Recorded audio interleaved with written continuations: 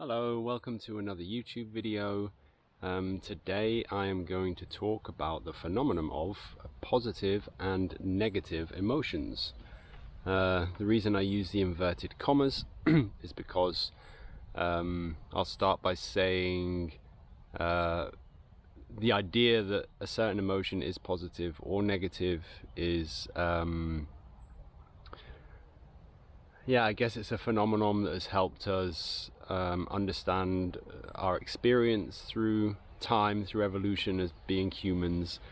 But unfortunately, the labeling of positive and negative isn't very helpful because it gives us an impression that one set of emotions is good, so happiness, joy, love, etc., and one set of emotions is bad, so anger, sadness, shame, guilt, etc.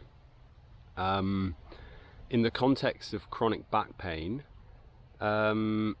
negative emotions and the avoidance of feeling negative emotions is something that can perpetuate your pain. So I'll explain what that means.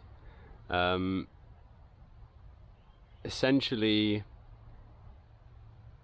when we're younger, we often get lessons on how to deal with emotions that we don't really realize are lessons. So, for example, if you've been told not to cry, which is quite common as a kid, if you were told off if you were having a tantrum, which is also quite common when you're a kid.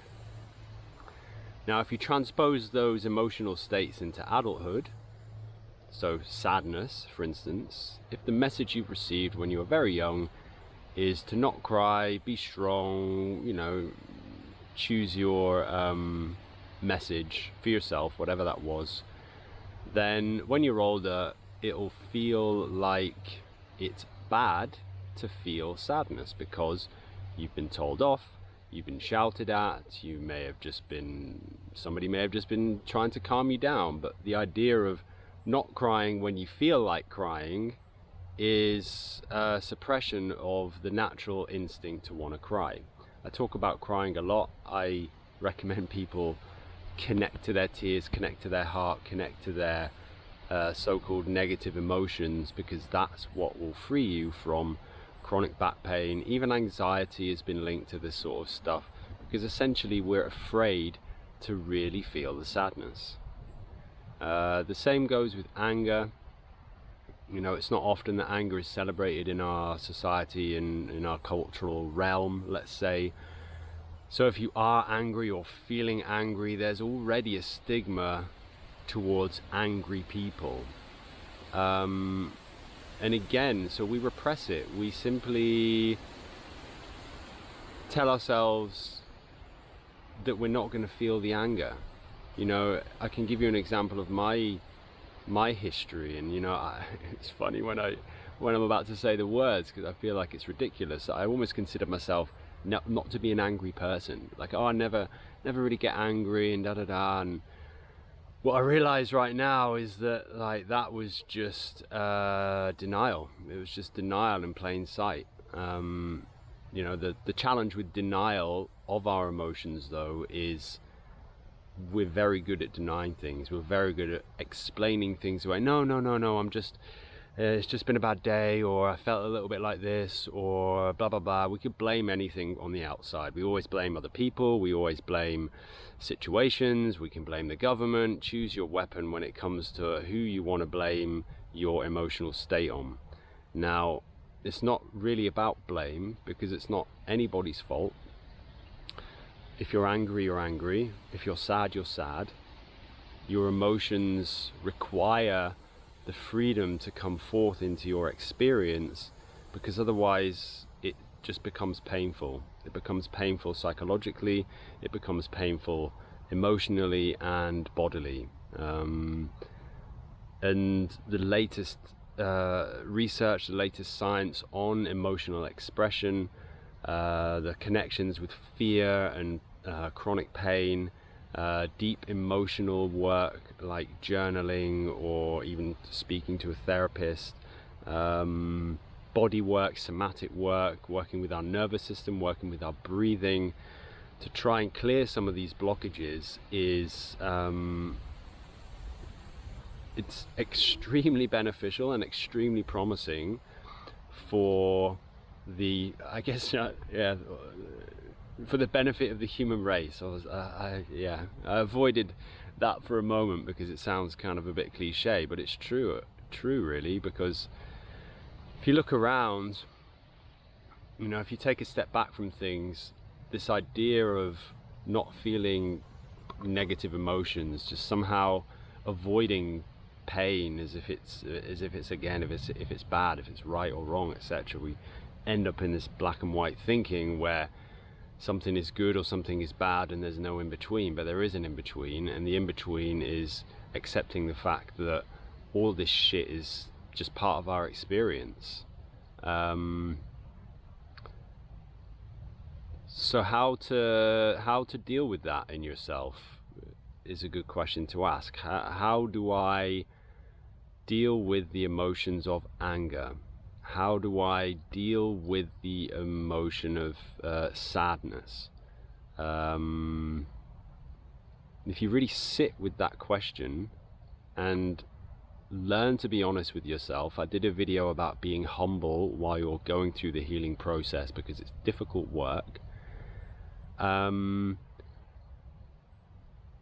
Will allow you to start to feel safe to experience what those emotions are like. And I don't just mean if you're angry, start screaming and shouting.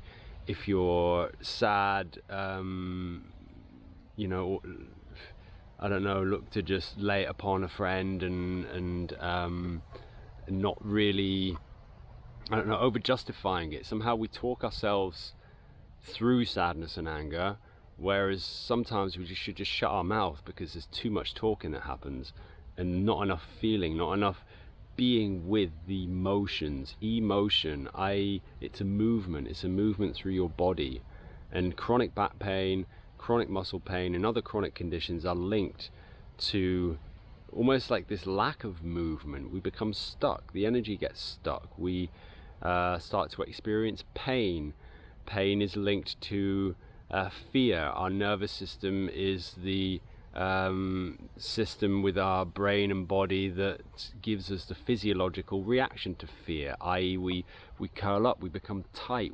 When you're scared, you're not like open and like, oh yeah, great, there's a lion or a tiger in front of me. You're like, holy shit, and you're tight and you're tense, and it's not a nice feeling, like an agitation. And we need to come into our body and we need to feel the agitation in our body. It could be in our stomach, it could be a tight chest, it could be jaw tension if you're angry, or a headache, or your back might flare up. You know, all of these things are intrinsically linked together. The challenge that you have and that I have and that everybody has with this work is to step out of the normal routine of denying your so-called negative emotions. It's one of the most harmful things we can do to ourselves. It also harms others, because by denying it in ourselves, we often project our shit onto other people, so it's always somebody else's fault, or if it's not their fault, you're being a dick to them because you can't handle your own emotional space. So connect with your body. If you start to feel a bit of anger or sadness or even agitation, first it might just be agitation in your body, go to a description of what that agitation is. So is it a warm feeling? Is it sort of tense? You feel tension in your neck, for instance. Is it a sticky feeling, you know? And we need to try and move away from, oh, it feels bad, because immediately you're just going to want to run away. Yeah, so I guess to summarize, you need to make space for your so-called negative emotions: sadness, fear, shame, guilt. You need to create a place where you can express and feel those emotions. It could be a journaling practice, it could be a therapy session, it could be just lying doing a yoga practice where you're connecting to your breath, connecting to your breathing, Same with Qigong. It could be a breathing practice that, if you begin to stay quiet and not always over explain things that are happening, you might notice a tear might come to your eye unexpectedly.